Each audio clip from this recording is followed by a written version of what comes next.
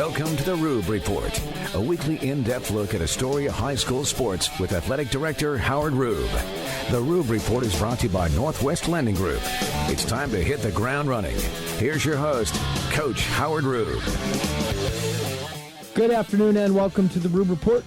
This is Howard Rube, Athletic Director and Head Football Coach of your Astoria High Fighting Fishermen. Very pleased to be with you on this Thursday afternoon. We'll be breaking down last week's quarterfinal football game, as well as talking everything else AHS athletics as our winter season is starting. So please stay with us.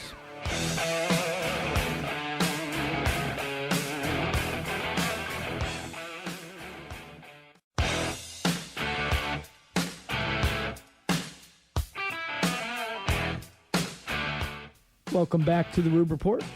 We'd like to thank the Northwest Lending Group. The Northwest Lending Group has been helping Clatsop County residents achieve their dream of home ownership since 1992. Greg has a full range of mortgage products. Please give him a call in Astoria for a no-pressure talk about your home financing needs. Greg can be reached at 503-325-4116. Again, that's 503-325-4116. And we are also sponsored by Joe's Mobile. Fuel and snacks and people you know. Joe's Mobile is a place to go. Joe's Mobile. Fuel and what? Snacks? Snacks. It was a little hard. I gotta ask Greg. It was a little hard to identify what that word was. I gotta ask Greg and see if he wants.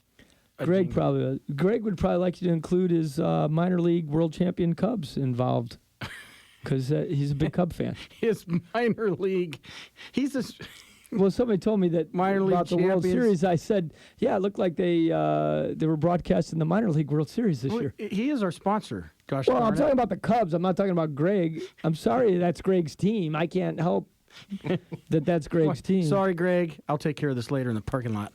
I got to get out my angst with some. I'm going to take my angst out on Cub fans and Cubs and. Well, while you're feeling that way, I have a clip for you that is apropos for the show today. It's not going to be a clip of our game at all, is it? No. It's video people can hear? The Bears are what we thought they were. They're what we thought they were. We played them in preseason. Who the hell takes a third game in a preseason like it's bull? We played them in the third game. Everybody played three quarters. The Bears are who we thought they were. And that's why we took the damn field. Now, if you want to crown them, then crown their ass. But they are who we thought they were. And we let them off the hook. Thanks. I was gonna have Sean W. in as saying the Lions, but I knew where you were going with that. That's they are who we thought they were, and we let them off the hook. Yeah. Okay. That's fair. It's a good way to start the show. Great way. I'm wondering if we could just edit this whole thing out right now. No, you got to have a little humor. I mean, the kids played a great game. Yeah, and like the Coach Green was saying, your audio tribute to Denny Green, old Coach Dennis Rest Green, in peace. Going off after his team played three quarters and were dominating for three quarters, and then they were way up. Found a way to lose, similar to our fishermen last week. So I see where you were going with that. And our kids, I don't want to take anything away from our kids. Our kids played hard. They played to the very end. No, that was just for you. Yeah, I get that. I coached for three quarters. That's fair. Let's go with that. I think that's fair, and that's perfect. That's and too I would mean. No, I would rather it all be on me because our kids worked their tails off, and yeah, they did. They deserve they better. Played a really and tough game. Great season. Yeah, I know it's almost a week later, and I'm still having a hard time. I won't lie. This is how I get through it. Humor. Humor is great. I'm glad I'm glad. Aren't you glad I'm here? I'm so glad you're here to help provide the humor. All on your behalf. I liked it better when we were making fun of the Cubs. Okay, well, let's break her down. Are we going to a break? No, we should, but we're gonna stick with this. Too believe it or soon. not. Yeah. So we did kind of let them off the hook in the sense that we certainly had opportunity, even still with just under 7 minutes to play. They had a frantic finish, and we don't want to take away anything from the Lions, their players and their coaches and their fan support. They did a tremendous job, and they just kept playing to the end. A game where we were fortunate to be on the other end of it not that long ago was in 2015 when we went to North Bend, where they really had opportunities to put us away and didn't, and we somehow found a way to win it at the end. Yeah. And this game was kind of similar, and we took the role of North Bend, and they took the role of us, and it just, it's unfortunate. Obviously, the big difference being this was win or go home versus that was a non-league game at the beginning of the year in 2015, and you could even possibly, I think like the North Bend coaches then and question a little bit of some of the officiating calls at the end. We had a couple things not necessarily go our way either. And it all plays into it. I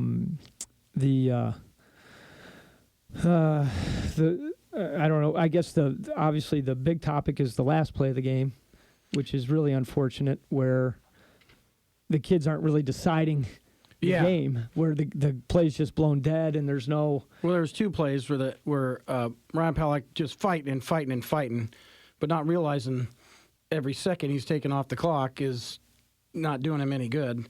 But he at least got down and got a timeout with 1 second left. Yeah. And then Fritz wide open to the end zone where nobody's in front of him, but his helmet gets pulled off, and that's the end. That's the end of the contest right there, because the helmet comes off, you're done. He had a chance to score. I think he would have had a good chance to score. And it's a safety rule. It's a good safety rule. When the helmet comes off, the play automatically stops. I do obviously think there should be some type of dialogue about if the play ends a half, if there should not be an untimed down where where the helmet came off, if there's no flag on the play. Right. Did a defender pull his helmet off? Yes. Okay, so my point would be then, I don't think a half, either one, can end on a defensive penalty, correct? Well, should there not be one more untimed down? Yes, but there was no penalty called. Oh, no flag was thrown for that? Correct. Oh, you're kidding me. Oh, my gosh. And that would have been the play would have now here's the crazy thing with regard to that, though. So if they do throw a flag, as you might argue that they could have, should have, somebody should have saw what happened, then by rule, so it would be half the distance to the goal. And so, one last down. One last down, but we'd be bringing in a backup quarterback. Because he would have to go out. Because he would have to leave. One play. He would have to leave for a play. So that would have been pretty interesting, too. First of all, those guys, it's a thankless job, and we couldn't play without it. Who wants to do that job? So I don't want to say anything critical or certainly come off as sour grapes, because the reality of it is we had an opportunity to put them away, and we didn't. Yeah, sure. We were. Yeah. It's 21-10 in the fourth quarter. It was 21-10 going into the fourth, and even at 21-18, with 3 minutes left. Yeah, we get a first down, and away we go. And then, it was almost like a perfect storm of craziness that occurred, and then the craziest play, obviously the helmet coming off at the end. Yeah, well, I base it all broadcasting the game was the penalty on the coaches that stifled the drive, and that made it go back, and then he got sacked, and then we got a holding penalty. So it was, in essence, when we were in their end driving with little or no time left, we put up a point. If we put a touchdown there, it's pretty much over. But fourth down and 39 kind of takes the winds out of your sails. Well, and that just was a big momentum swing for them, and it was kind of hard to overcome. And the kids looked like they were going to do it. They were down there driving, just running out of time. I thought another big moment in the game, too, was at the end of the first half, where you're right there close to the goal line there, and there's a couple of touchdown passes that were missed with a couple open receivers, and then we didn't get the field goal, before the half. And there's some points that could have been a big deal, too. In our mind, we could have been up 17-3 or even 21-3 at the half had we executed better. Right. And, that is squarely on our shoulders. And then, as we talked about in the fourth quarter, the defense did a good job at times getting us the ball back, with an opportunity to get a couple first downs and end the thing. And then even after, like you said, it became 21-18. We got the ball back and had an opportunity to, just turn out a couple first downs and run the clock out. And we failed to do so. So it's just it's hard though because as we said, the kids have worked their tails off. They really set some high goals for themselves, and we're obviously extremely disappointed.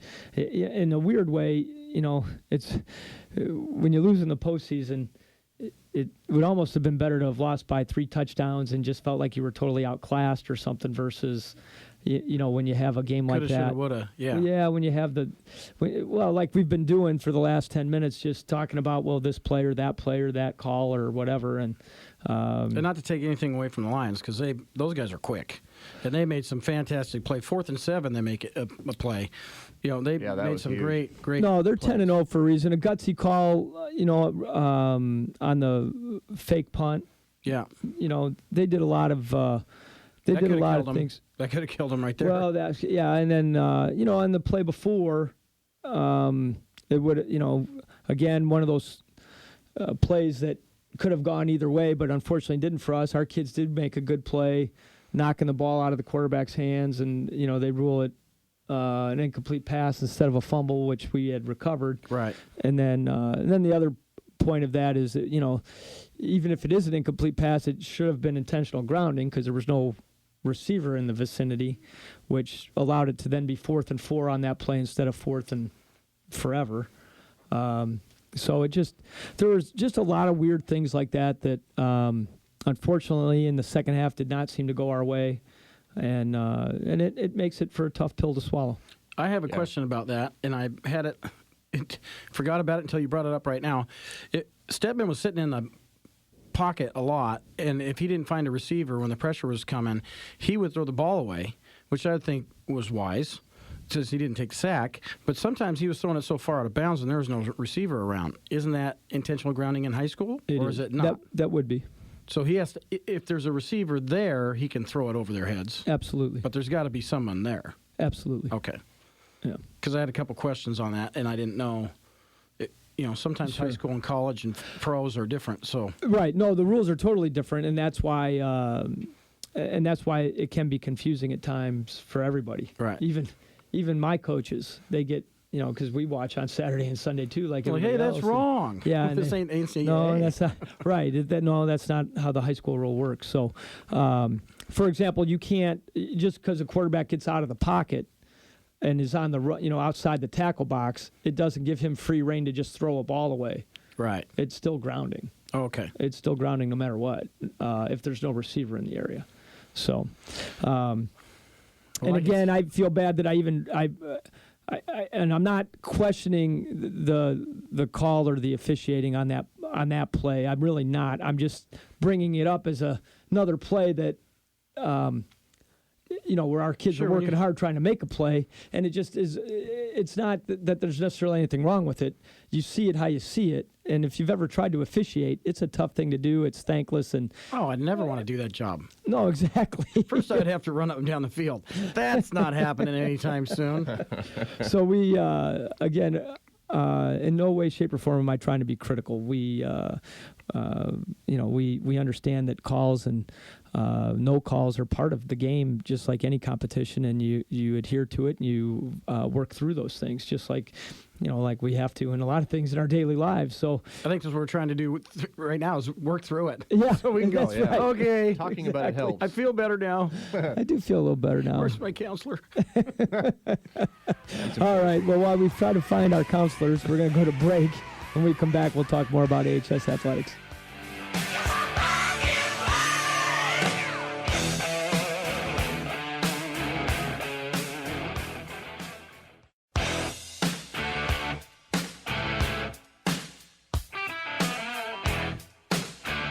Welcome back to the Rube Report. Again, we want to thank the Northwest Lending Group, even though Greg's a Cub fan, and our other participating sponsor, Joe's Mobile, and our YouTube broadcast sponsors, P&L Johnson, Van Dusen Beverages, the Ohana Media Group, Astoria Ford, Pacific Power, PNC Construction and Clatsop Distributing. And I also, before we get out of here, because it just completed this football game last Friday, completed our fall season, I wanted to thank Astoria Youth Athletics for their efforts in the concession stands, for all the fall events, and all the wonderful support those volunteers give, as well as all of our other volunteers throughout the fall season. You know, the guys that are there every week to do the chains for the football games, the people that come out of the stands to help be line judges at the volleyball games, and the list just kind of goes on. And in all honesty, I do want to thank our local officials associations and everybody that helps to do what they can so kids have an opportunity to do what they love doing and compete in sport. And